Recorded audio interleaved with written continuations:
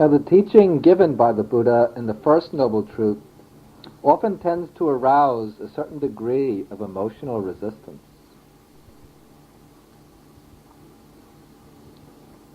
This gives rise to misunderstandings, sometimes to false charges. The Buddha's a pessimist, a negativist, one who sees only the dark side of things. However, we have to understand the Buddha's purpose, intention, in teaching the First Noble Truth. The Buddha's aim in his whole Dhamma is to lead us to liberation, to lead us out of an unsatisfactory situation. And the way to liberation lies through correct knowledge, through seeing and understanding our existence as it is. In coming to the Dhamma, we have to come with an open mind, ready to look at things objectively, to see them as they are, yatha bhutang jnanadasana, knowing and seeing things as they are. And this calls for some effort, and sometimes it involves some amount of internal friction. Our usual way of seeing things, of interpreting our existence, is largely determined by our desires. We tend to notice things, to conceive and interpret our experience in ways that are dictated by our desires, in ways that confirm our preconceptions. And thus we blot out things we don't want to see. And we take note of the appearances of those things we want to see. On a larger scale, we put the old people off into homes for the aged. We don't want to see old age. The sick people are put off into hospitals. And if we have to go to the hospital, we go reluctantly. The dead are embalmed and covered over with nice flowers and put into very nice tombs. Poverty and war we shut off into little corners of our mind. We sit comfortably looking at nice, pleasant, cozy, comfortable things. We're driven basically by an innate desire for pleasure, by a love of life. And so any teaching that tends to call these urges into question arouses some degree of inner opposition. The mind makes use of its intelligence in clever ways. It uses ploys to justify its attachment, its clinging to its pleasures, to justify its own neat little picture of the world. And so we set up thick emotional screens around our mental eyes so that we see and conceive and understand things in ways that are governed by our desires, in ways that turn back and reinforce our desires, that validate them, give them the seal of approval, and let them go scot-free. But the approach required in understanding the Dhamma is quite different. The Buddha says that the Dhamma is patisota gamini, that it goes against the stream of our ordinary inclinations.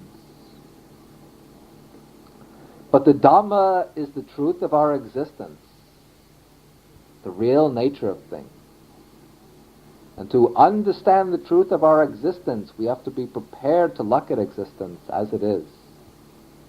The Buddha doesn't aim at making us gloomy pessimists, quite the contrary. But he also isn't going out to console us with false comforts. The Buddha's aim is to awaken us, to make us seers of truth, seers of that which is. For it is only seeing rightly that leads to freedom. And to become seers of that which is, we have to stop seeing what we want to see. We have to undergo a kind of process of unlearning to remove the screens of prejudices and pre-established views. It requires an ability to sit down, to take a good long look at our existence in order to understand it correctly, free from all preconceptions as to how we want it to appear. And the Buddha holds that to gain a complete view of our existence, we have to look at it from three angles, to see it in terms of three aspects it presents. One is the aspect of asada, which means enjoyment or satisfaction. The second is the aspect of adinava, danger or unsatisfactoriness. The third is the aspect of nisarana, release or escape. In viewing our lives from these three angles, the Buddha points out firstly that life involves asada. It involves pleasure and enjoyment.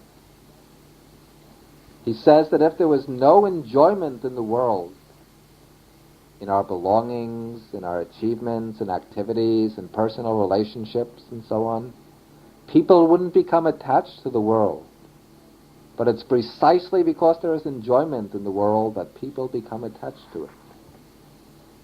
And not all of these enjoyments are wrong or unwholesome. The Buddha never says this. Many can be worthy and many deeply rewarding.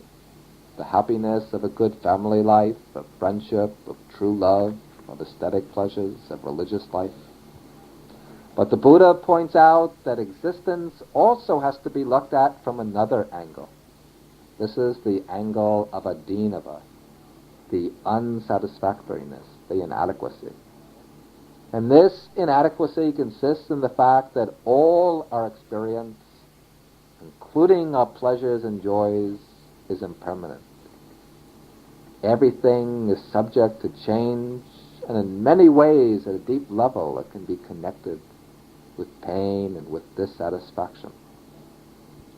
Then the third angle the Buddha indicates is the aspect of release, nisarana. To be free from suffering, we have to put away the attachment and desire for the objects of enjoyment.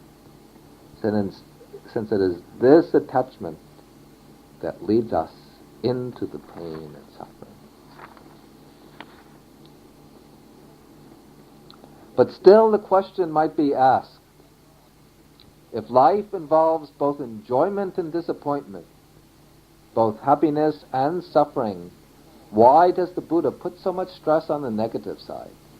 Why is he so much concerned with showing up the aspect of dukkha, rather than acknowledging both pleasure and suffering equally?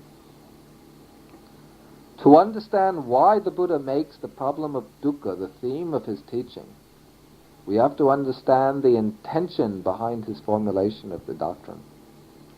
The Buddha's thought really begins not with the truth of dukkha, but with something more fundamental. This fundamental starting point is the fact that all living beings seek happiness. The most basic and universal urge of all life is the urge for happiness. But when we inquire into the nature of the happiness we seek, we find that it is a state free from suffering, an experience that's associated with suffering, that's tied up in some way with pain, sorrow, worry, or dislike, can be pleasurable, enjoyable, but it can serve as a base for true happiness. And therefore we make a distinction between true happiness and seeming happiness, the illusion of happiness. True happiness is a state which is immune to suffering, a state that cannot be touched or corrupted by dukkha. And to find such a state, we have to take the things we ordinarily consider to be sources of happiness and find out if they are really so, if they really can give us the happiness we want. a perfectly complete satisfaction free from any mixture with suffering. And if they cannot do so, if they should turn out to be connected with suffering or to lead into suffering, then we have to draw the conclusion that they're really dukkha, concealed forms of dukkha. Now, if we reflect carefully, we'll see that a great part of our common experiences of pleasure and enjoyment is bound up in some way with pain that involves a subtle kind of dissatisfaction. This might not be evident at once, but it becomes clear when we reflect carefully. We use what the Buddha calls yoniso manasikara, wise consideration. Let's take the things we ordinarily turn to for happiness. What are these? Sense pleasures, the beauty and health of the body, feelings of aesthetic enjoyment, interpersonal relations, most generally life itself. The Buddha examines all of these sources of happiness in different places in the suttas, and he shows how they're all defective, how they fail to measure up to the criterion we set for true happiness. First, take sense pleasures. Sense pleasures give some amount of happiness, but they're bound up with excitement and with agitation. When we enjoy them, we tend to grasp them, to clutch them, to try to draw from them whatever enjoyment they can give. And our enjoyment might be accompanied by anxiety and worry. We're afraid that the objects of pleasure will perish, be stolen, or lose their flavor, or the people who give us pleasure will leave us. Or our enjoyment might be mixed with guilt when we enjoy them at the expense of someone else. The enjoyment leads to greater attachment. We cling even more tightly to the sources, to the sense enjoyments. We become more and more dependent on them, develop kind of addiction to them. Then, when the pleasurable objects or persons are lost, we feel sorrow and grief. And often we find that the pleasures that we've sought for, when we get them, they don't give us the happiness, all the happiness that we expected of them. Even when we get them, even when we're satiated with them, they still leave us feeling hollow, unfulfilled, discontent.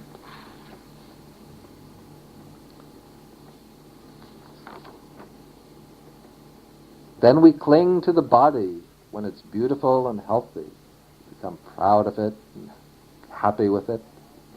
But as time goes by, the body loses its beauty, its health. It grows old, it can fall sick, it becomes ugly. Then there comes sorrow. Aesthetic feelings, religious experiences, even meditative experiences, might give some kind of serene and detached happiness, but that's not permanent. Personal relationships, these can be deeply fulfilling, but again, they're not stable. Sometimes the personal feelings change. Sometimes friction breaks out, misunderstandings. Then this will be followed by parting and separation. And even when the relationships are fruitful and lasting, they still can't last forever. In the end, we have to be separated from everyone we love. Death comes and breaks the connection. Then life itself, this is taken to be the ultimate good, the source of all our happiness. But let's take a close look at life, at our existence. And to reach a valid evaluation of existence, we have to go beyond our own standpoint. We have to look at life in general, sentient existence in general.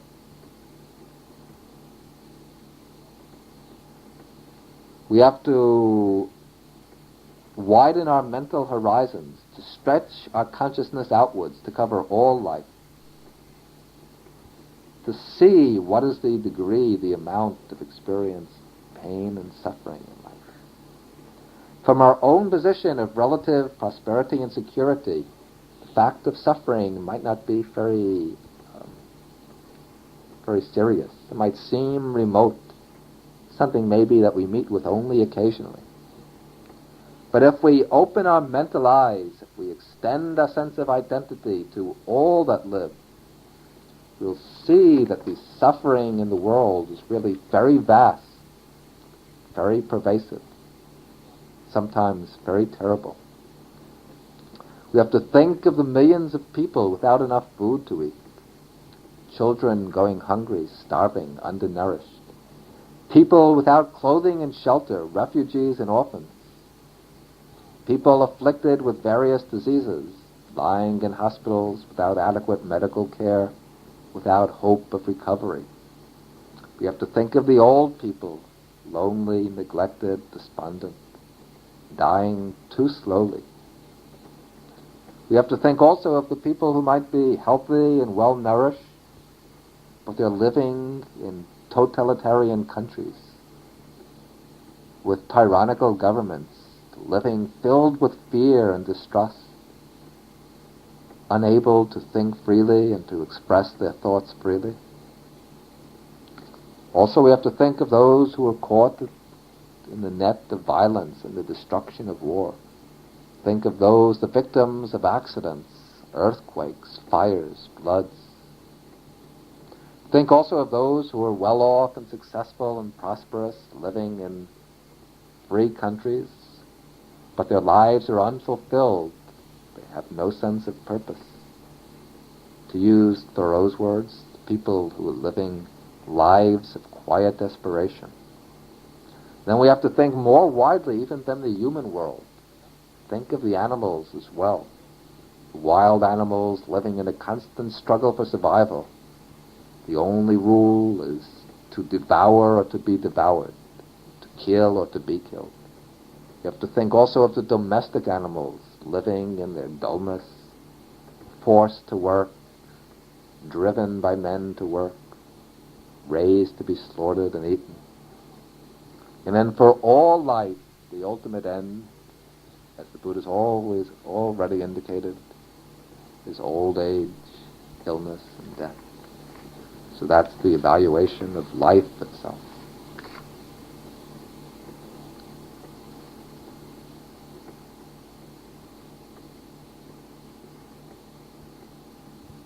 From these reflections, we can see the things that we turn to for happiness do give us pleasure.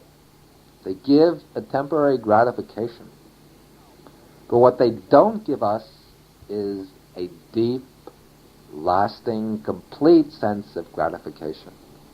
None is absolutely reliable. They change, they break up, they prove disappointing, they issue in more clinging.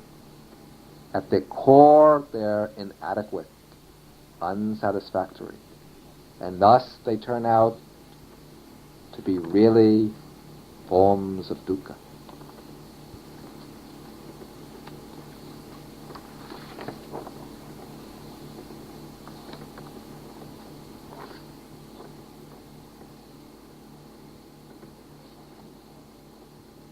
Now, it might be claimed that even though life has its share of suffering and disappointment, still it offers its opportunities for pleasure. Now, we should grasp these as long as we have the chance. Even though things are impermanent, they have to change, still we can try to grasp as much enjoyment as we can. Just when one enjoyment goes, let go of it and choose another.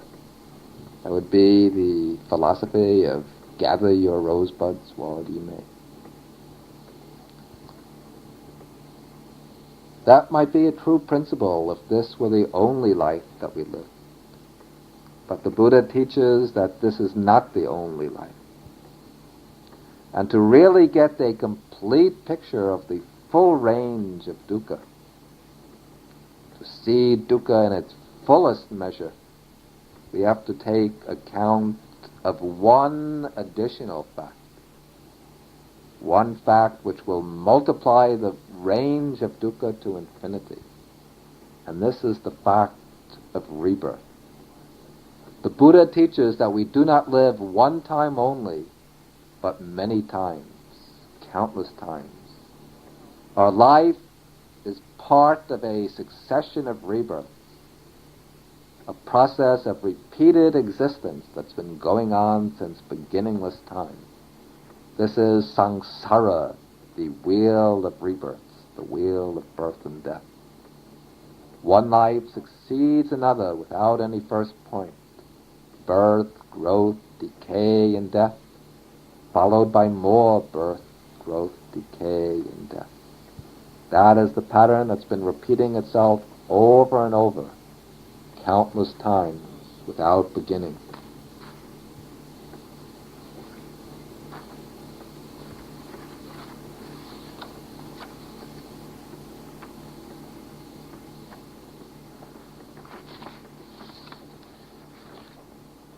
And the consequences of this teaching on samsara, the round of rebirth, consequences are very important. The Buddha himself makes the point in a group of suttas in the Samyutta Nikaya called the Anamatagga Samyutta, the collected sayings on the beginningless samsara. He says that countless times in our wandering through the round of births and deaths, we've experienced the death of our parents, the death of brothers, of sisters, children and friends. Countless times we've met sorrow and grief, separated from the pleasant, united with the painful. We've wept and lamented, and we've shed more tears than there's water in the great ocean. Life after life, crying and weeping, we shed more tears than the water in the ocean. As long as we go on, we're likely to meet the same forms of suffering over and over in the future. And we meet suffering in all the different planes of existence. In the course of our wandering through birth and death, we've inhabited all the different planes. The heavens, the lower worlds, the human realm, the animal realm. And many times we've experienced the dukkha of those planes.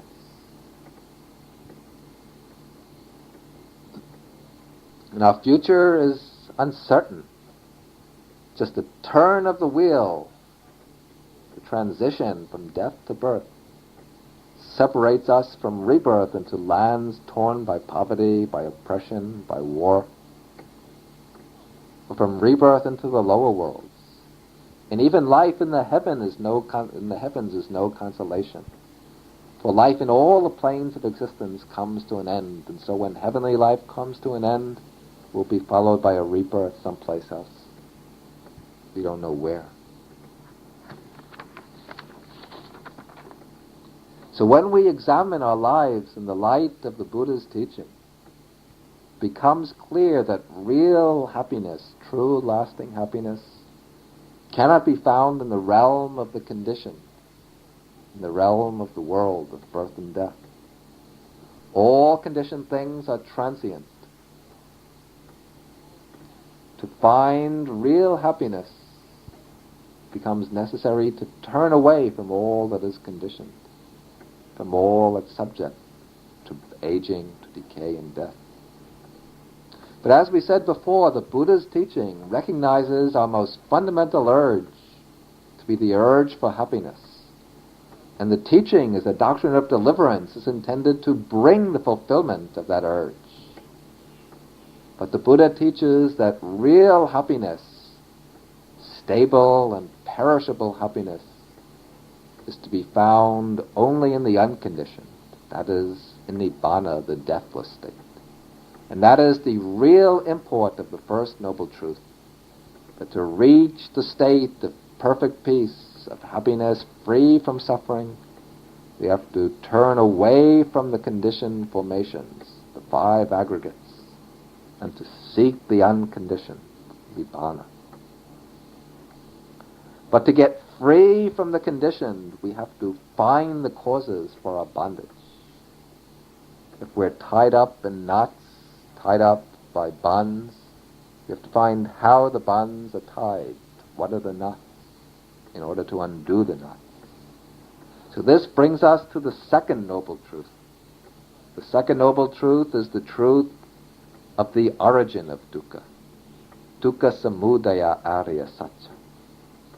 And this truth aims at showing us the cause of suffering, the real cause of dukkha.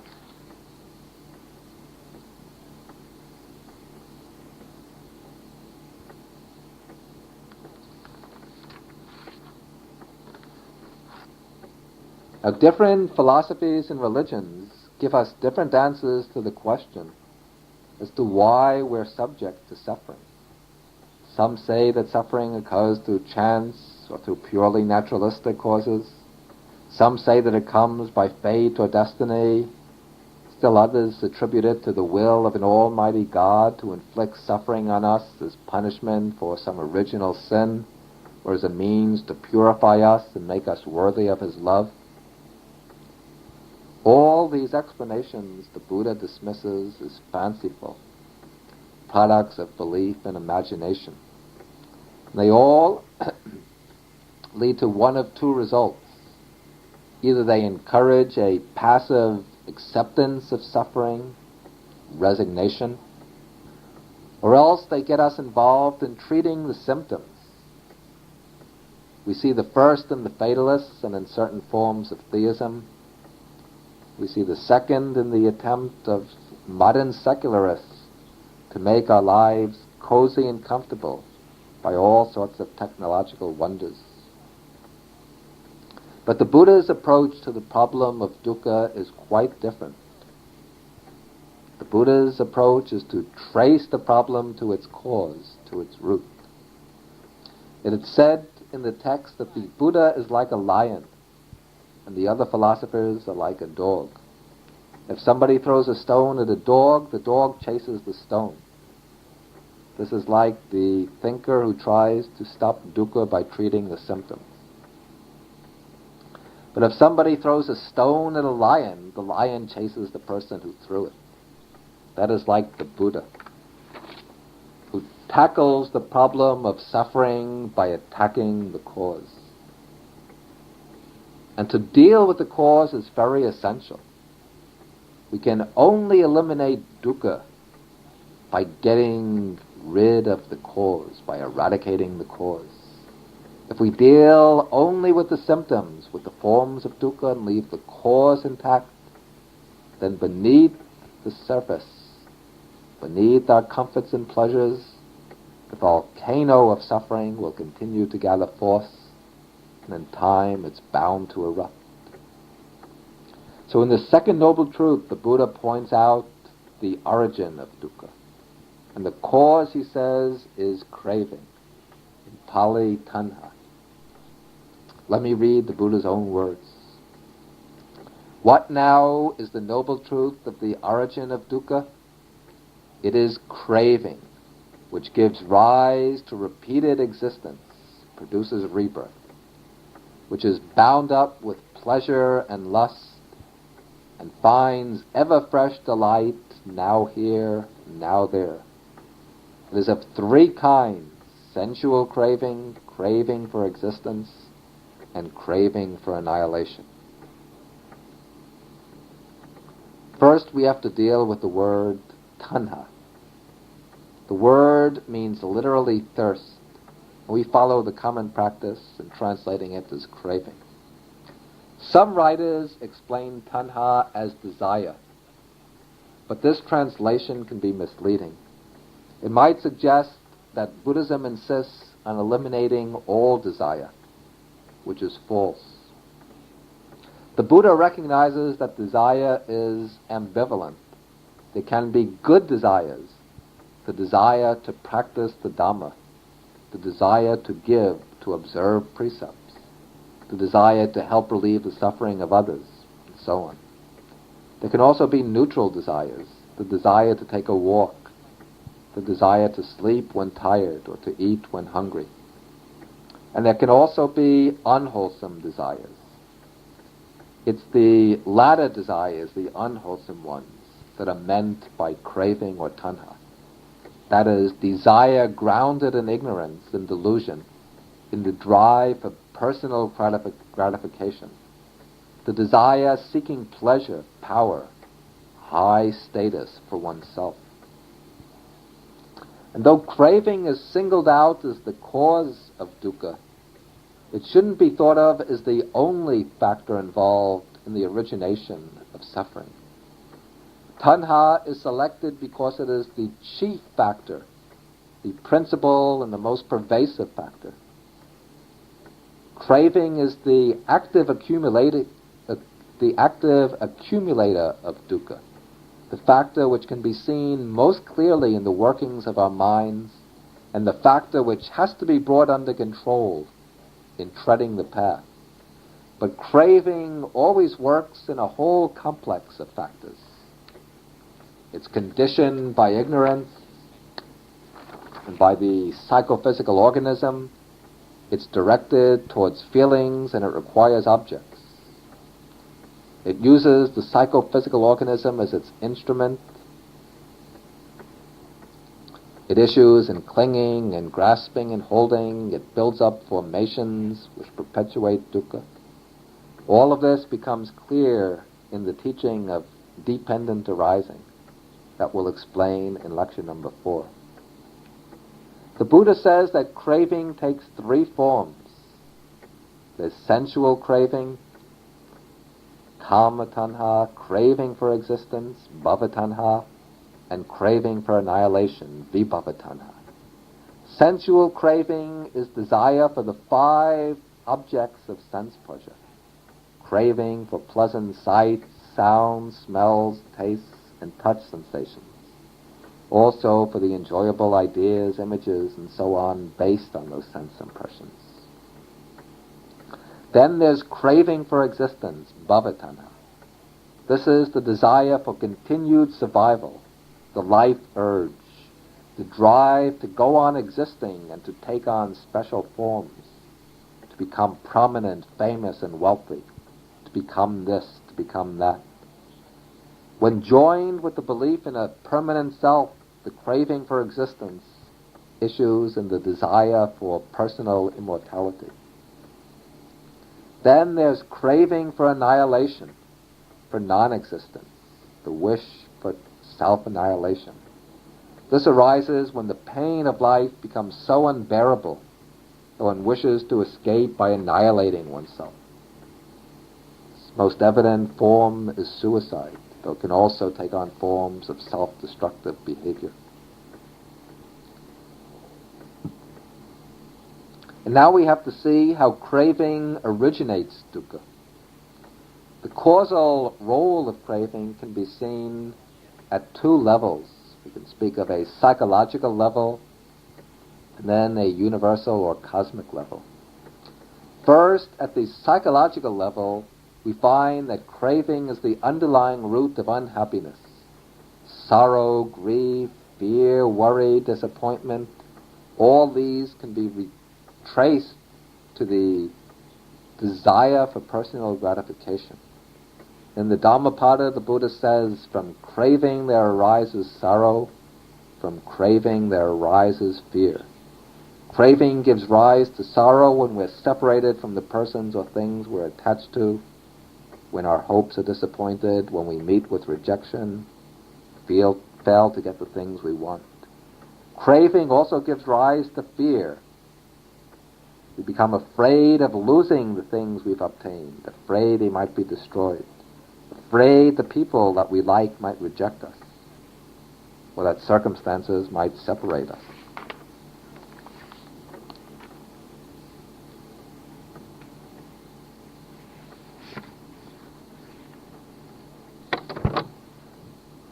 There are several stages in the psychological process by which craving leads into dukkha. First of all, at the very moment craving arises, it brings along a certain feeling of dissatisfaction, a tension causing pain and unhappiness. This feeling is born from the contrast between one's present state of lack, oneself without the object, and the possibility of fulfillment, oneself in possession of the object. This is the suffering of lack. Then to get the object, we have to search for it and strive to acquire it. This is the dukkha of striving and seeking. Then once we get the object we want, then we have to protect it, to safeguard it. to make sure it doesn't get stolen, break up, perish. Thus our enjoyment of the object is accompanied by the suffering of protection. And then once the object breaks up or the loved one goes away, then there comes the suffering of loss, the suffering of deprivation.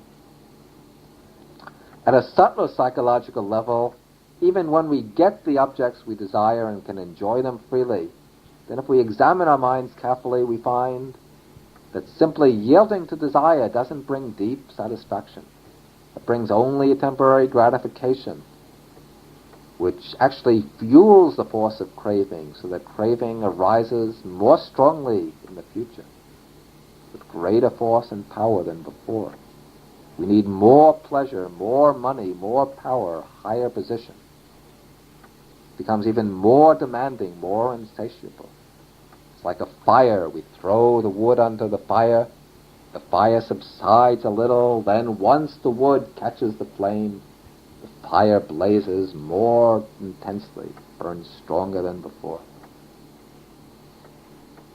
In that way, craving brings an even stronger inner dissatisfaction, a more compelling need to acquire new objects, to fill the void. So that's the way craving becomes the origin of suffering at the psychological level.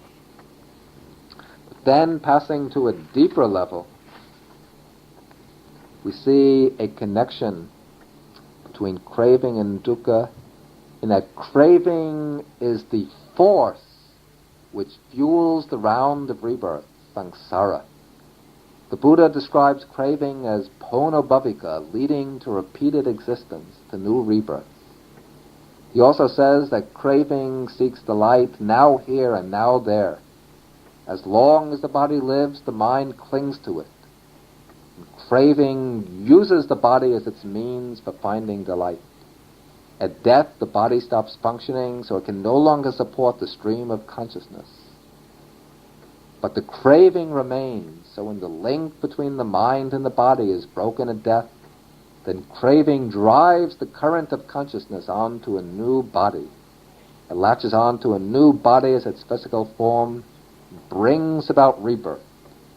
Conception sets in, the embryo is formed, and the drive for existence continues in a new form, with a new body as its support, renewing its search for pleasure and enjoyment.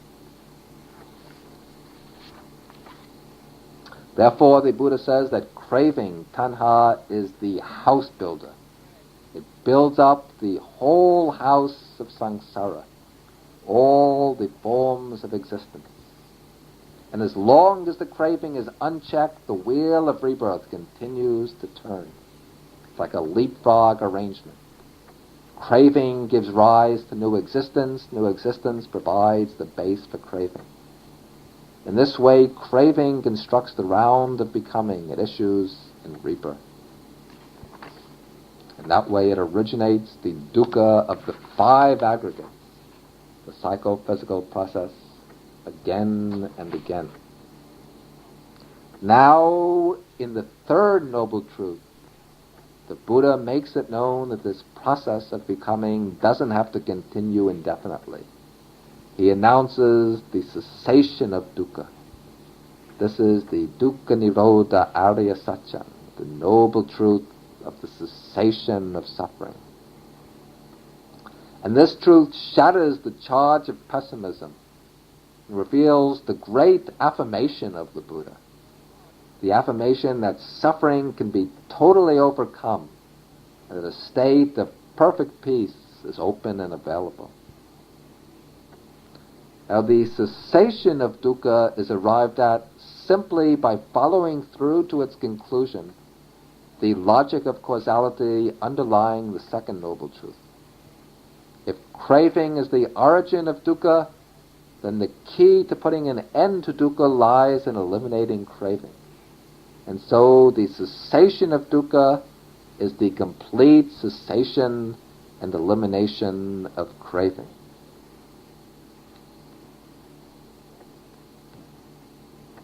Now, the cessation of suffering that comes with the end of craving, this can be understood at two levels.